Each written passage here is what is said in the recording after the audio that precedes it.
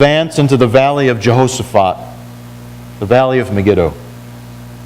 For there I will sit to judge the nations on every side. And once again, you see this harvest picture. He says, swing the sickle, for the harvest is ripe. He's not talking about good grapes. He's talking about rotten, putrid grapes. Grapes that are unfit for human consumption. Grapes that have gone beyond ripe to the point where they are rotten. They are filled with their wickedness. They are so filled with their wickedness that they are ready to pop with their own wickedness. So God says, swing the sickle, for the harvest is ripe. Come, trample the grapes, for the winepress is full, and the vats overflow. So great is their wickedness. Verse 14. Multitudes, multitudes in the valley of decision. The decision is not theirs at this point. The decision is God's. God has decided to judge them, and they will be crushed. As one would stomp or crush grapes in a wine press made out of rock, carved out of the earth, like a valley. Look. For the day of the Lord is near in the valley of decision. The word picture is this: rotten humanity, overripe humanity, rotten humanity, wicked humanity, filled with their own wickedness, ready to pop with their own wickedness, has filled the valley of Megiddo like grapes ready to be stomped. In Israel, what they would do when the time of the harvest was come is they would take their grapes and they would throw their good grapes into these wine presses that were carved out of rock with a small spigot or spout in the rock itself that would run down into a vat that would hold the juice. They would stomp the grapes in the wine press, and the juice would pour out into the second vat, and they would gather the juice up there. This is a picture, a word picture of wicked humanity, rotten grapes, gathered in God's winepress in the valley of Megiddo, at the valley of Armageddon. God has decided that they will be crushed. For the day of the Lord is near in the valley of decision. It's God's decision. He's decided. Verse 15. The sun and moon will be darkened and the stars no longer shine. Look, this army is so massive. This army is so huge that it creates a dust storm so large that it literally blots out the sun and the stars. Verse 16. What does God do? The Lord will roar from Zion and thunder from Jerusalem. The earth and sky will tremble. Why? Because God will throw giant hailstones down on them of 100 pounds each. But the Lord will be a refuge for His people.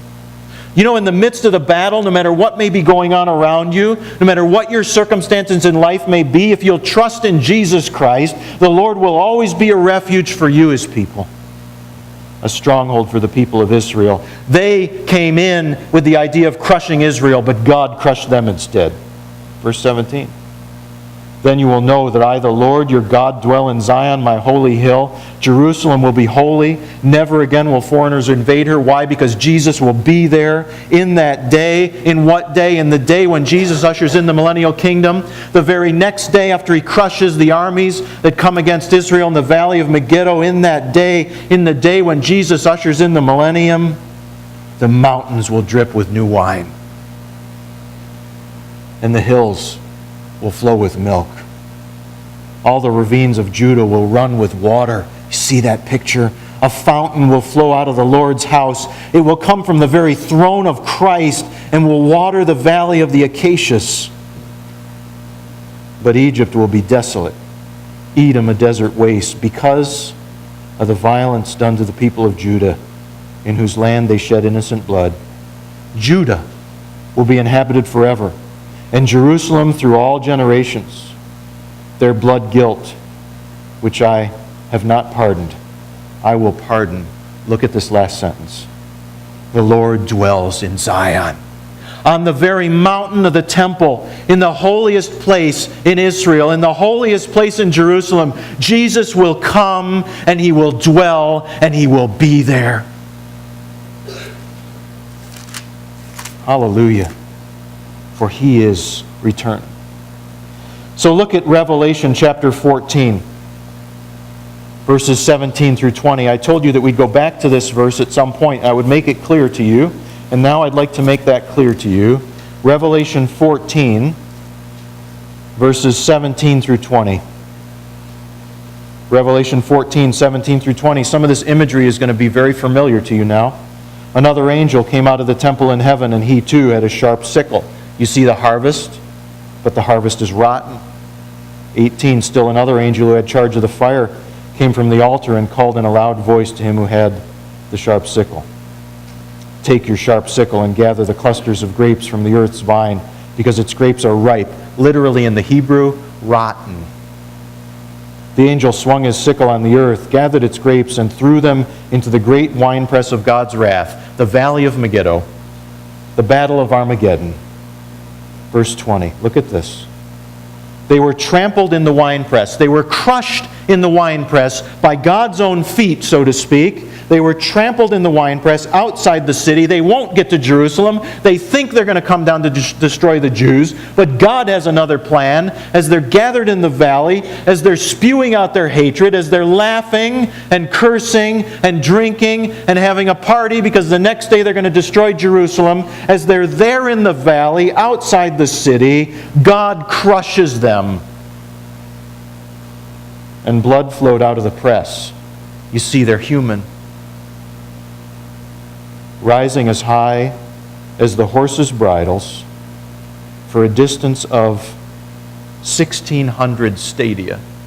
So many people, so many millions upon millions upon millions, the armies of wickedness gather together to crush Israel once and for all, to exterminate the Jews. So many are gathered in the valley of Megiddo that when God crushes them underneath a mountain of 100-pound hailstones,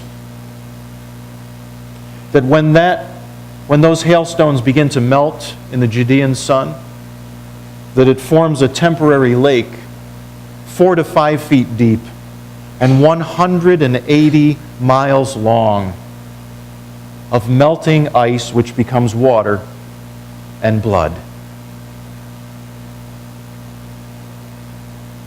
Job 38 tells us this. Job 38, 22 through 23 says this. God asks this question of Job.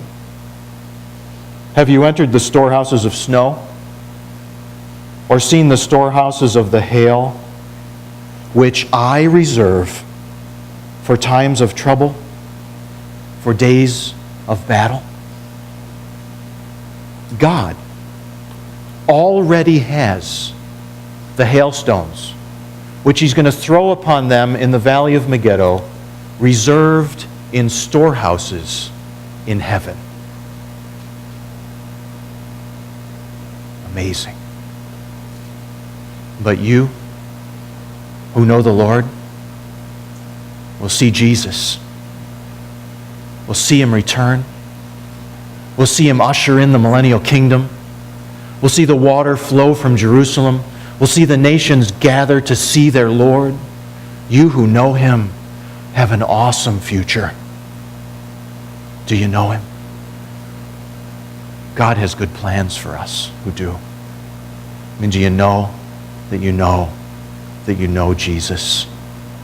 For there is nothing more important than that.